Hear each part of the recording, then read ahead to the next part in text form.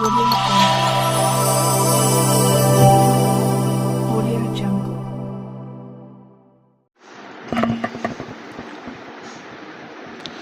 नमस्कार, मैं Parikshit Upadhyay UP 18 news में आपका हार्दिक स्वागत करता हूं।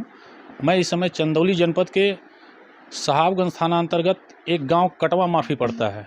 इस समय मैं वहाँ उपस्थित हूं और हमारे साथ मौजूद हैं चंदौली की महान हस्ती या कहिए तो वृक्ष बंधु, विश्व बंधु डॉक्टर परशुराम जी बैठे हैं हमारे साथ। आइए इनसे पूछते हैं, आप काफ़ी जो है अवार्ड से सम्मानित किए गए हैं, नवाजे गए हैं। आपसे जानकारी लेते हैं कि आप कहाँ कहाँ और किस किस अवार्ड से सम्मानित किए गए हैं। डॉक्टर साहब, पहले आप अपना ज़रा नाम और परिचय बताएं। मेरा नाम है वृक्ष विश्व बंधु डॉक्टर परशुराम जी। मैं उत्तर प्रदेश के चंदौली जनपद के साहबगंज थाने के कटवा माफी गांव का निवासी हूं और मैं सबसे पहले आपको आने पर आपका मैं स्वागत करता हूं। प्रसिद्ध जी, आप एक वरिष्ठ पत्रकार जो न्यूज़ 18 के आप यूपी के पत्रकार हैं और इस पत्रकारिता के चैनल के बारे में मैं बहुत सुना था, लेकिन आज मैं स्पष्ट रूप से देखा कि आप मेरे आवास पर आकर के मेरा इंटरव्यू ले रहे हैं।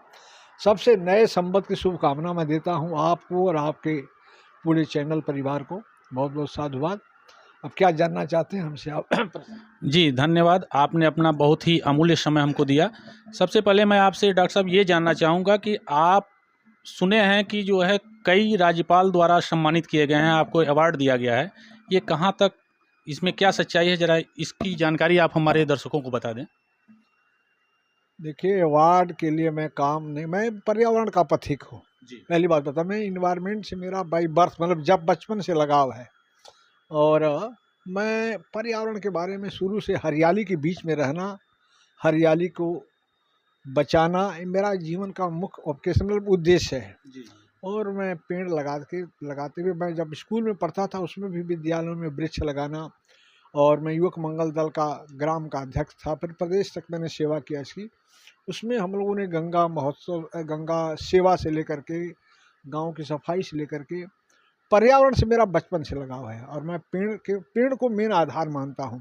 और आज जब मैं देखता हूं कि आज ग्लोबल वार्मिंग एक ऐसी समस्या खड़ी हो गई, लोकल मैटर नहीं, ग्लोबल मैटर, पूरे विश्व में आज हाहाकार मचा है। और मैं आपसे बताऊं, मैं आपके सामने एक फ़ोटो लगी है, मैं उत्तर प्रदेश का प्रतिनिधित्व कर रहा था उसमें कि पर्यावरण ही एक आधार है। उसमें पूरे भारत के पर्यावरणविद जुटे थे। उसमें एक सेंटेंस ही आया कि 2030 के बाद इतनी धरती गर्म हो जाएगी कि लोगों को जीना दूभर हो जाएगा। तो हम लोगों ने इस पर विश्वास नहीं किया। मैं इसमें बीएसयू का छात्र था और युवक मंगल दल में मैं प्रदेश प्रतिनिधि था। लेकिन आज मैं जब देख रहा हूँ, आप देख रहे हैं परीक्षित जी की आज अभी अप्रैल नहीं शुरू हुआ, मार्च अभी लास्ट है, टेम्परेचर 42-40 से ऊपर जा रहा है। तो इसको मैं मानता हूँ कि उस जो हमारे पर्यावरणविद हैं वास्तव में गॉड गिफ्टेड हैं, ईश्वर के दूत हैं वो, जो उन्होंने भविष्य में कहा कि आज ऐसी होगी, ओजोन में बड़े बड़े होल हो जाएंगे और सूर्य की किरणें डायरेक्ट आएंगी, तरह तरह की बीमारियाँ होंगी। अभी देखिए कोरोना भी बीता है और तरह तरह के प्राकृतिक आपदाएँ। अभी आपको देखिए कि हमारे बगल के देशों में, म्यांमार वगैरह में भयंकर तो आपके भूकंप आया है। तो ये सब प्राकृतिक आपदाओं को बचाने का मेन आधार वृक्ष है। प्रकृति ने इनको अधिकार दिया। वृक्ष केवल सामान्य एक जड़ तत्व नहीं है, पेड़ को लोग सामान्य मानते हैं, सामान्य। और हमने ये भी सुना है कि आपने अपने जीवन काल में 1 लाख पेड़ लगाए हैं, इसमें कहाँ तक क्या सच्चाई है? जी जी जी, बचपन से अभी तक मैं काउंट नहीं किया, लेकिन नियर अबाउट मैंने लाखों पेड़ लगाया है। और मैं परिस्थिति में दावे के साथ कहता हूँ कि मेरे 75-70 हज़ार, लगभग 80 के बीच में नियर अबाउट पेड़ हमारे जिंदे हैं। और मैं पेड़ों के नीचे जब जाता हूँ तो मालूम पड़ता है पेड़ मुझे अपने डालियों के द्वारा हमारा अभिनंदन करते हैं, वार्ता करते हैं, मुझे बड़ी प्रसन्नता होती है। जी। तो उसमें पेड़ को बचाना, देखिए आज प्रधानमंत्री जब इस वर्ष एक कार्यक्रम चलाए थे, एक पेड़ माँ के नाम। लेकिन मैं प्रचीज आपसे मैं रिक्वेस्ट, आप पत्रकार जो चौथा स्तंभ आप लोग माने जाते हैं, मैं देखता हूँ कि सरकार में भी अभी फॉर्मेलिटी हो रही है। हमको बड़ा कष्ट होता है, सेल्फी के लिए लोग प्रोग्राम करते हैं, पेड़ लगाया, फोटो दिखवाया, दे दिया न्यूज़पेपर में, पत्र। लेकिन ऐसे कार्य नहीं चलेगा, पेड़ नहीं बचेंगे अगर क्योंकि प्रकृति ने, आप इसको समझने की बात है कि जल को रिचार्ज करने का, रिसोर्स करने का, जल को खींचने का पावर प्रकृति ने वृक्ष को दिया है। वृक्ष को बहुत बड़ी पावर है। और आज देख रहे हैं कि कोरोना में अभी, मैं तो जहाँ चकिया क्षेत्र में रहने वाला हूँ, चकिया में कोरोना का नाम मात्र का असर रहा। हम लोग पहाड़ों, झीलों, झरनों, करीलों, कुंजों, दरियों के बीच में रहते हैं, लेकिन प्राकृतिक संपदाओं के साथ जो धड़ल्ले से छेड़छाड़ हो रहा है, इसके बड़े गंभीर परिणाम होंगे। जी, हमने यहाँ तक ये भी सुना है कि आपको महामहिम राष्ट्रपति जी द्वारा भी जो है सम्मानित किया गया। ये कहाँ तक क्या सच है? नहीं, राष्ट्रपति भवन से हमको 2023 में 2013 मार्च 2023 को वहाँ से हमको कॉल आया और इसी विश्वनाथ मंदिर के परिसर में महामहिम जी ने हमको सम्मानित किया और वार्ता भी किया।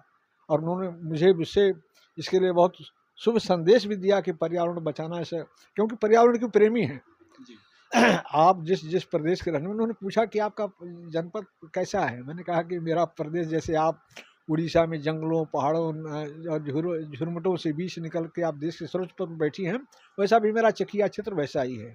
और अभी हम सुने हैं, ये भी कुछ दिन पहले ही आप शिकागो यूनिवर्सिटी द्वारा आप गेस्ट ऑफ ऑनर का अवार्ड दिया गया है।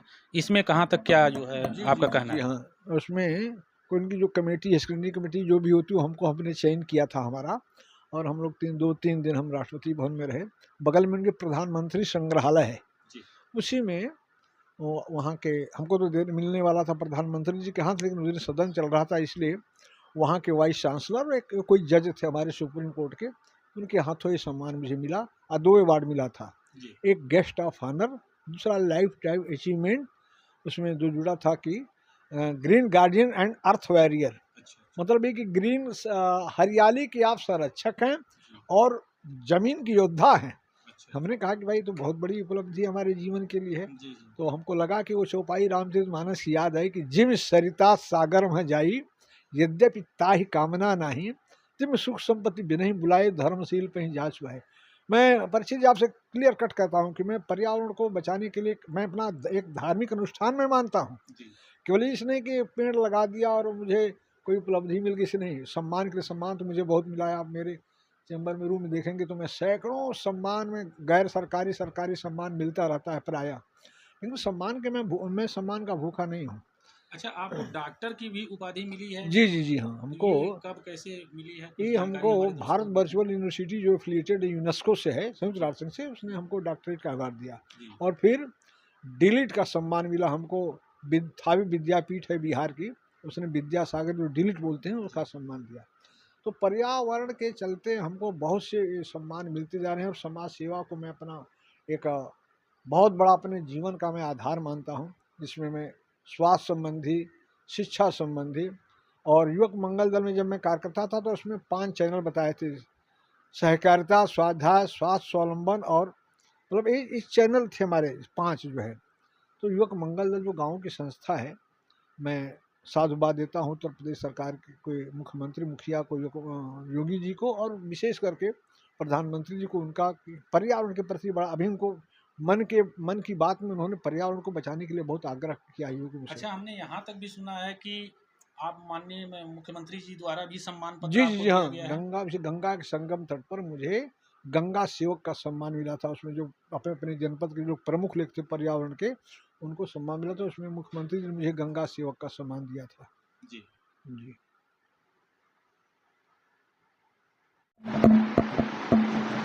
अच्छा डॉक्टर साहब, ये भी सुनने में आया है कि गांव के लोग भी आपको नेताजी कहते हैं, तो क्या आप किसी पॉलिटिक्स पार्टी से जुड़े हुए हैं?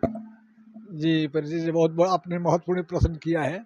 एक समाज में धारणा के कोई काम जब करने के लिए आगे आता है तो नेता तो वही को कहते हैं जो किसी काम में अगुआ बने।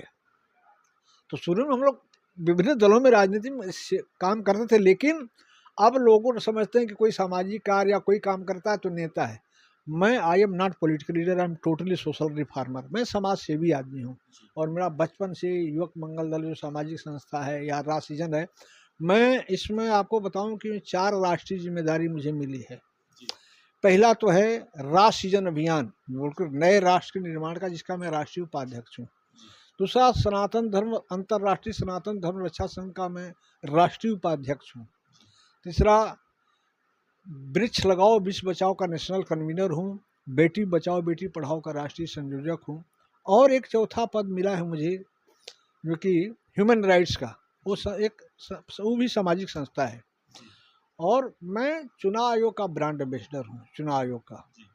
तो ये सब पदे मैं चुनाव आयोग ब्रांच में एक दिया जाता है, उसमें एक स्लिप भरा जाता है कि नहीं मैं किसी राजनीतिक दल का कार्यकर्ता, कोई व्यक्ति ब्रांड एम्बेसडर नहीं बन सकता। तो लेकिन एक धारणा लोगों को समाज में बनी है कि समाज में आने जाने से, कार्य करने से कि नेता होंगे। नेताजी लोग कहते हैं, लेकिन मैं नेता नहीं हूँ। मतलब आपके कहने का मतलब है कि आप वर्तमान समय में नेता नहीं हैं? जी नहीं, समाज सेवा और जी, और समाज की अवधारणा, समाज में काम करने का मतलब नेता थोड़ा होता है का हमको किसी एक प्लेटफार्म चाहिए। हमने प्लेटफार्म समाज सेवा का चुना है। देश सेवा के लिए मैं देश को दल से मैं बड़ा मानता हूँ। दल तो आज बनते बिगड़ते रहेंगे, सरकारें आती जाती रहेंगी, चुनाव होते रहेंगे, नेता इधर से उधर भागते फिरते रहेंगे, लेकिन जो देश है वो सबसे महत्वपूर्ण है। इसलिए देश की सेवा को मैंने मुख्य, और देश सेवा के लिए मैंने पर्यावरण के चैनल को पकड़ा है। पर्यावरण एक ऐसा विषय है जो कि इसमें मैंने अभी आपसे बताया था कि लोकल मैटर नहीं है, पर्यावरण को बचाने का, पूरे विश्व को बचाने का एक विकल्प है।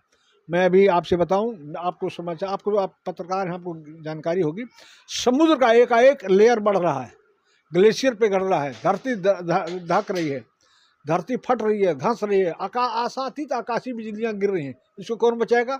सरकार थोड़ा करेगी। इसको जो विशुद्ध समाज सेवी होगा, समाज सेवा के प्रति जिसका लगाव होगा, समाज सेवी ही समाज के अवयव को, जैसे मैं इसको अवयव मानता हूँ पर्यावरण को, इसको बचाने के लिए समाज सेवी ही काम करेंगे। चलें डॉक्टर साहब, आपका बहुत बहुत धन्यवाद। आपने अपना बहुत ही कीमती समय हमको दिया और आपका बहुत बहुत धन्यवाद। आपको बहुत साधुवाद परीक्षित जी कि आप में नए संवत के दूसरे दिन माता ब्रह्मचारिणी का दिन है, आपने देश को नई दिशा देने के लिए आपने ऐसा प्रोग्राम दिया। मैं आपको बधाई देता हूँ। धन्यवाद। बहुत बहुत धन्यवाद।